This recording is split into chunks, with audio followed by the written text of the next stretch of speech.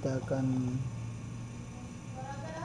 mempraktekkan cara menyimpan info GTK dari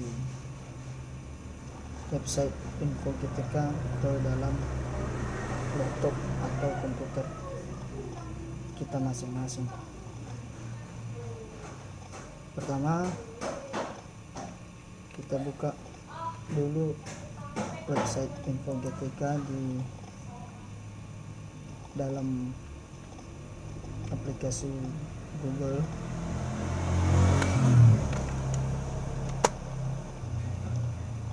Dan kita dapatkan websitenya, kita masuk menggunakan akun GTK,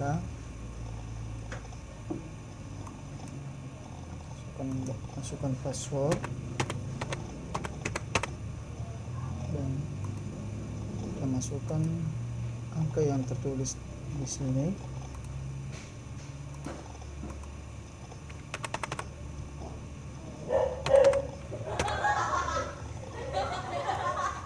Dan langsung login.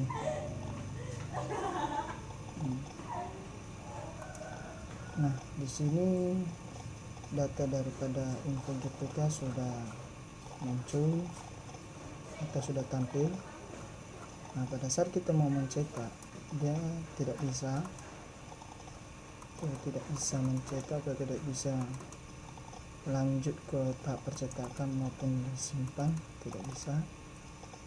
Maka caranya itu dengan cara di titik sini, yang titik 3 di sudut kanan atas ini, klik pilih cetak,